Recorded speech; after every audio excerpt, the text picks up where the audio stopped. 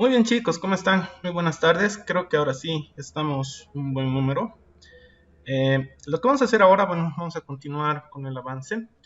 Vamos a entrar a lo que es transmisiones rígidas. En la pasada clase habíamos visto un poco de transmisiones flexibles, como es el caso de la correa, ¿no? Entonces hemos visto el tema de manejo de algunos equipos.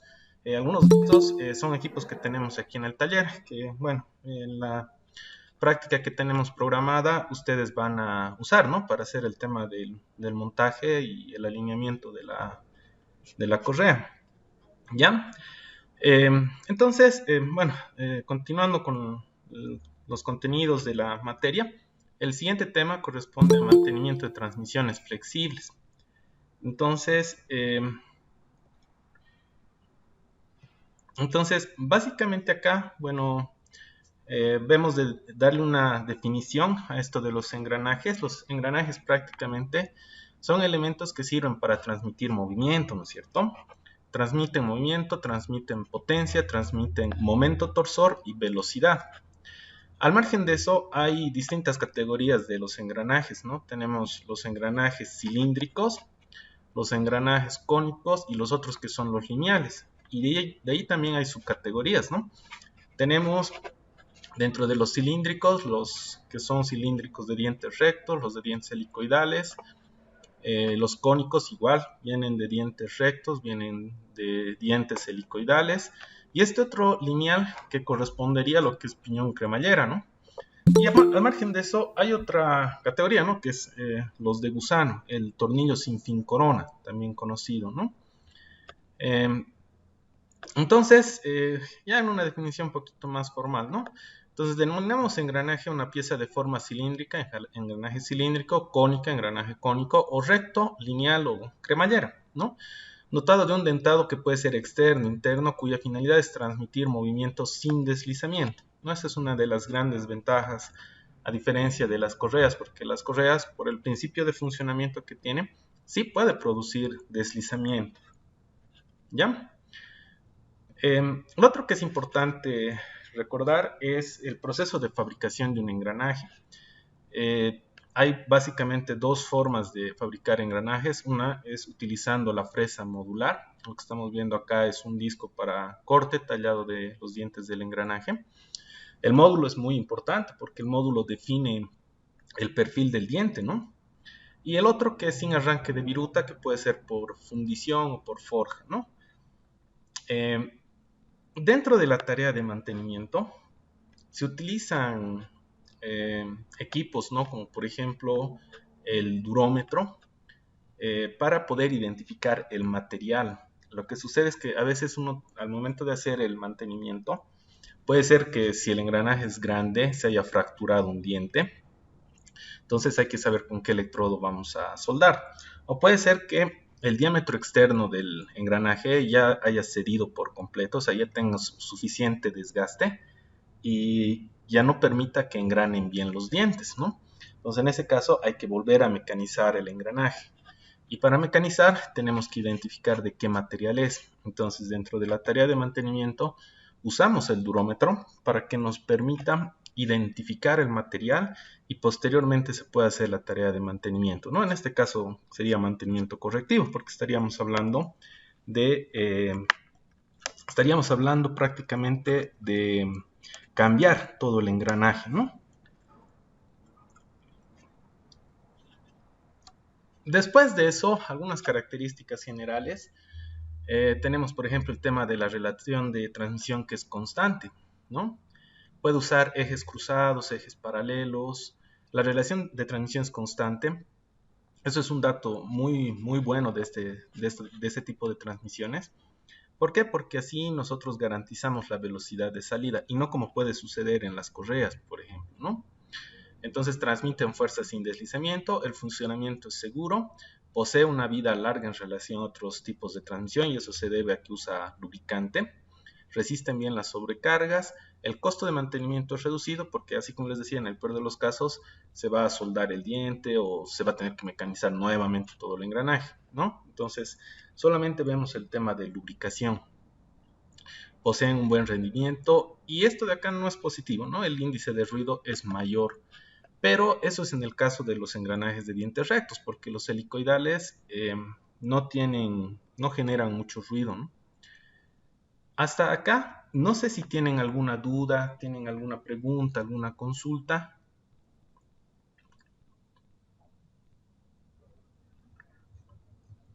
¿Está claro? Sí, que todo está claro. Ah, qué bueno, chicos. Em, entonces, acá continuando, ¿no? Con esto de las transmisiones, el siguiente paso es identificar las partes que tiene el engranaje, ¿no? Por una parte tenemos el diámetro exterior, tenemos el diámetro de núcleo o el diámetro interior y tenemos el diámetro primitivo. El diámetro primitivo es uno de los datos, diámetros más importantes porque es en donde se da el contacto, ¿no? Después tenemos la altura del diente, el pie del diente, la garganta y el otro dato que es importante, que es el ángulo de presión. El ángulo de presión es un dato importante porque nos da el valor del ángulo en el cual el engranaje tiene contacto, o sea, en donde se da el contacto entre ambos dientes del par de engranajes. ¿Sí? El ángulo de presión es una constante que va, si no estoy mal, del orden de los 20 grados. Eso está por norma, por si acaso. Cuando uno selecciona el módulo, estos módulos ya vienen con este ángulo de presión. ¿Sí? Entonces, al momento de tallar el engranaje, el perfil del diente da esas características. Por otra parte, los tipos de engranajes, como estábamos mencionando hace un momento, entran dentro de varios tipos, ¿no? Los helicoidales cónicos, los helicoidales cilíndricos rectos, ¿no? Los de dientes rectos, y estos de acá, que corresponden a una categoría de helicoidales, bihelicoidales, mejor dicho, ¿no? Lo que pasa con esto es que, por ejemplo, el helicoidal es un engranaje que es silencioso, por la misma forma del perfil del diente, ¿ya? Pero el tema es que genera y produce lo que se conoce como fuerza de empuje. Entonces, no siempre es bueno esto de la fuerza de empuje porque la carga sobrecae más en el tema de los cojinetes, de los rodamientos, los ligamos a sobrecargar. El bihelicoidal elimina esa fuerza de empuje, elimina esa fuerza de empuje. Entonces, la desventaja, bueno, es en cuanto a costos, el tema de fabricación, ¿no? Es bastante costoso. Eh, Después tenemos los de gusano, el sinfín corona, que son engranajes que básicamente nos permiten trabajar con relaciones de transmisión bastante grandes. Relaciones de transmisión de 41, 51, ¿no? O sea, 40 vueltas a la entrada, una vuelta a la salida. Entonces tiene una capacidad de reducción bastante grande. Dentro de las características, los engranajes de dientes rectos trabajan con ejes paralelos y son los más comunes, los más baratos, ¿no? Y el proceso de fabricación tampoco es tan complejo, no es tan complicado, ¿no? Entonces, es lo que los hace más comunes. La desventaja es que generan mucho ruido, ¿no? El helicoidal, este de acá, trabaja con ejes paralelos y ejes cruzados, ¿no? Esa es una ventaja. Trabaja con velocidades más elevadas, puede trabajar con cargas elevadas también por la forma del diente, pero el tema es que genera esta fuerza de empuje que les estaba comentando, que se soluciona con el engranaje bihelicoidal. Eh, el tema del piñón cremallera tiene un uso bien particular, ¿no? Lo que hacemos con el piñón cremallera es transformar.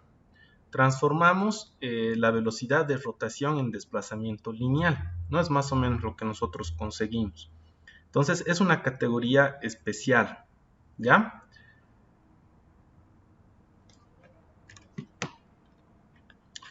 El sinfín corona, como ya les había comentado, trabaja con ejes cruzados y bueno, la ventaja, la virtud que tiene es que puede trabajar con relaciones de transmisión bastante grandes, cosa que no se consigue con los otros sistemas de transmisión. Es por eso que estas cajas reductoras se utilizan también bastante en la empresa, ¿no?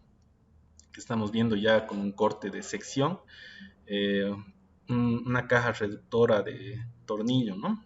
De sinfín corona.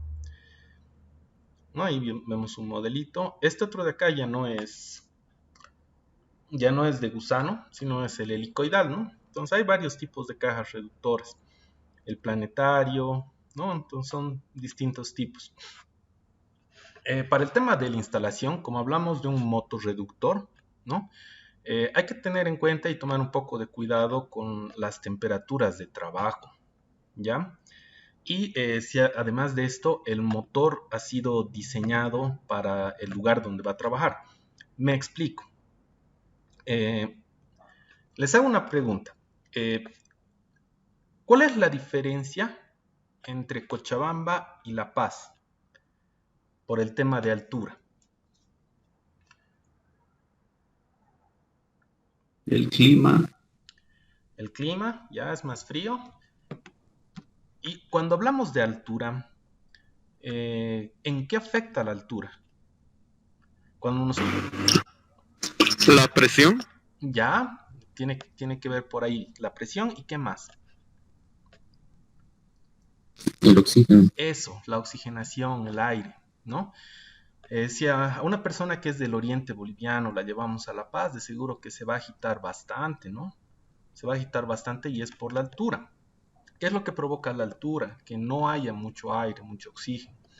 En el caso de los motores eléctricos necesitan aire, pese a que tienen un ventilador, pero el ventilador lo que hace es forzar a que el aire entre para que pueda refrigerar el motor. Entonces, lo que sucede acá es que aquí se conoce esto como el efecto cálculo de derrateo, se le dice. Se puede sacar a través de un cálculo, se puede sacar a través de tablas. Esto del derrateo es para que nosotros podamos calcular la potencia real de trabajo del motor. Lo que pasa es que si el motor no está correctamente refrigerado, lo que va a pasar es que va a sobrecalentar. Prácticamente lo estaríamos sobrecargando. O sea, si es un motor de 5 HPs y nosotros trabajamos a carga plena con los 5 HPs, por el tema de la altura, en realidad ese motor no estaría trabajando con 5 HPs, estaría trabajando con 5.5, 6 HPs dependiendo de la altura. Entonces estaríamos sobrecargando. ¿Qué es lo que va a provocar esta sobrecarga? Lo que va a provocar este incremento en la temperatura. Lo que va a provocar es que el aislante del, del, del bobinado que tiene el motor se desgaste, prácticamente se va a derretir, ¿no? Entonces, al pasar esto, lo que va a suceder es los alambres van a comenzar a tener contacto y se va a quemar el motor, ¿no? Muchas personas no toman en cuenta esto, ¿no? Este tema de la altura, pero sí es bien importante. Entonces, si yo, por ejemplo, quiero hacer trabajar un motor de 5 HP en carga plena, por lo menos tendría que ponerle un motor de 7, ¿no? Un motor que sea más grande, ¿ya? Y así de esa manera compensamos esto del factor de derrateo, ¿no? Este efecto que tiene la falta de aire. ¿Está bien hasta acá? ¿Tienen alguna duda, alguna pregunta? ¿Está todo blue?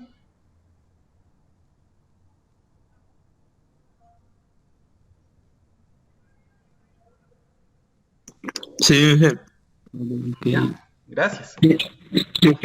¿Y qué hay de la temperatura, de la calor? Ahí, por ejemplo, en La Paz, no, Santa Cruz, Benipando. Tiene que estar en un lugar ventilado. O sea, las cuestiones ambientales también afectan, ¿no? Pero esto del derrateo afecta en mayor proporción, justamente por eso que les decía, o sea, más que la temperatura ambiente, aunque los motores en sus datos nominales te dan una temperatura ambiente para que trabaje. En este caso no debería de exceder los 40 grados, ¿no? Entonces sí, se controla también. Si es que es una zona muy caliente, ayudar al motor a través de, no sé, otros ventiladores para que ayuden a disipar la temperatura, ¿no? Pero el factor de derrateo, eso afecta mucho más, ¿no? Por lo que estaba comentando, ¿no? La falta de aire hace que no recircule, entonces no refrigere bien el motor. Entonces de esa manera lo sobrecargamos, ¿no? Y es eso, Fernández. ¿Alguien más que tenga alguna duda, alguna consulta?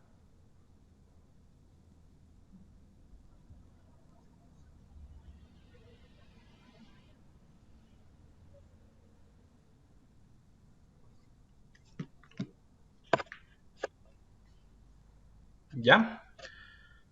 El otro que hay que tomar en cuenta es el tema de la lubricación. Hay distintos tipos. Podemos tener sistemas de bombeo, o sea, si tal vez el trabajo es bastante pesado, podemos tener sistemas de bombeo así como los que estamos viendo acá, en donde entran toberas y comienzan a suministrar el lubricante, ¿no? Eh, y existen los otros, los convencionales, los que normalmente se utiliza, que es por baño de aceite. O sea, nosotros tenemos el cárter y a través del cárter se pone la piscina de aceite y comienza a lubricar. Lo que uno tiene que tomar en cuenta para la lubricación es, no puedo agarrar y llenar de forma libre la cantidad de aceite. Generalmente las cajas reductoras tienen sus visores, entonces sí nos pueden ayudar. Pero ¿cuál es el criterio para esto? Es el siguiente. Normalmente por lo menos 3 a 4 dientes del engranaje deben estar sumergidos en el baño de aceite para que éste pueda transportar, al momento de girar, comience a transportar, le suministre al otro engranaje y comiencen a salpicar por todas partes el lubricante. Entonces de esa manera todo está correctamente lubricado. Pero ustedes se preguntarán, aquí por qué el aceite en el engranaje está casi llegando a la mitad. Entonces, ¿dónde queda eso que les comentaba de los 3 dientes? Lo que sucede es que aquí es un tren de 3 engranajes, ¿no? Entonces, si yo agarro y le pongo aquí a estos 3 dientes, a esta altura, el aceite, está bien, el engranaje va a comenzar a transportar, le va a llegar al siguiente engranaje, pero el siguiente ya no va a poder transportar al último. Entonces, es por eso que de forma intermedia para este engranaje se está colocando, tomando en cuenta eso que les decía, para que tengan contacto por lo menos 3 a 4 dientes. No es bueno llenar la piscina de aceite porque sobrecargamos la caja reductora, ¿no? El mismo lubricante es una carga, en realidad. Entonces, llegamos a lubricar. Es por eso que el criterio es ese. O sea, nosotros deberíamos poner por lo menos 3 dientes. De esa manera, este le está transportando a este y este le está transportando a ese. Entonces, el lubricante está llegando a todo el sistema de transmisión. ¿Sí? Los tipos de lubricantes que se utiliza para este caso se los conoce como, o sea, bueno, estas son las propiedades de los aditivos. Las características del lubricante debe tener aceites inhibidos, aceites compuestos. Estos de acá se utiliza generalmente para los sin fin corona. Los inhibidos tienen que tener características que no generen espuma. O sea, el aditivo tiene que impedir que se genere espuma.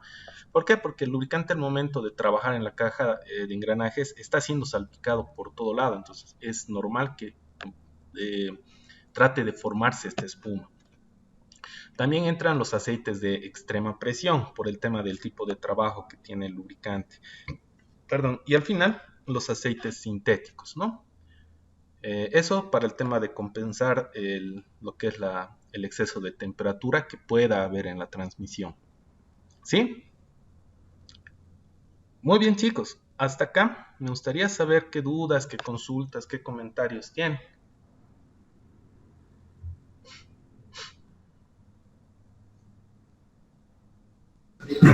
Una pregunta, Inge. Miguel, dime, te escucho. La otra vez he visto ahí en el mercado lo que es una caja reductora de lo que es Corona y tornillos sin fin. Y lo he desarmado y no tenía lo que era aceite, no tenía ni grasa y no tenía tampoco grasera para poner aceite. Tendría que ser todo sellado, o sea, he hecho el aceite y tendría que estar todo sellado, ¿no, Inge? Tendría que estar. La caja reductora que has visto ha debido ser usada, ¿no? Depende en qué parte del mercado hayas visto, pero ha debido ser usada. Entonces, para la primera carga... Sí, algo por ahí. ¿Qué? Sí, algo por ahí que más o menos así, porque le he visto igual que tenía retenes por donde serían los ejes de lo que era entrada y salida.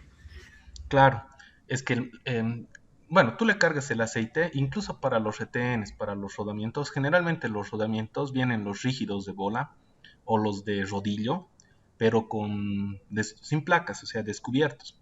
Y eso es para que al momento de girar y lubricar, también lubrique lo que son los puntos de apoyo, lo que son los rodamientos.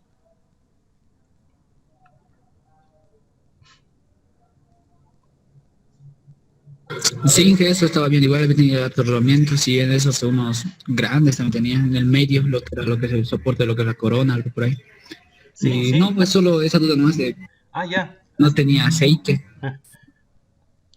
Los de YPF puedes usar para cajas reductoras. Son bastante buenos. Se utiliza bastante en industria también.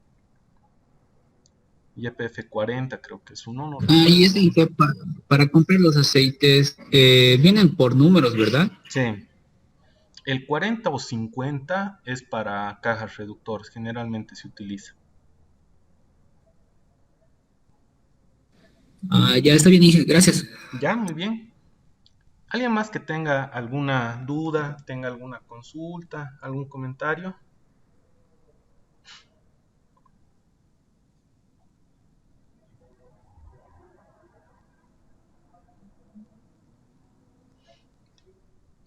Perfecto, chicos.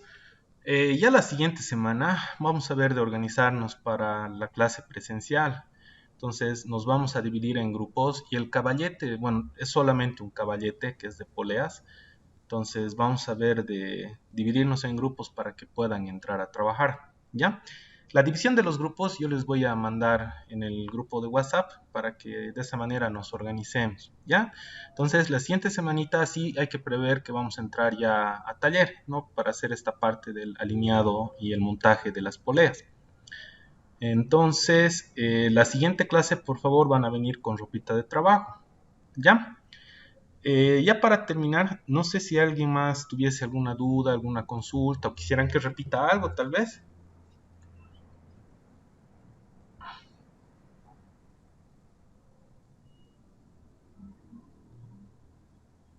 Bueno, todo bien, Inge. Ya, gracias, Miguel. Bueno, chicos, les agradezco mucho la participación el día de hoy. Les mando un saludo cordial bastante grande, espero se encuentren todos bien y nos estaríamos viendo ya la siguiente semanita. Que estén bien, chicos, que tengan un lindo fin de semana. Igualmente, hasta el fin de semana, Inge.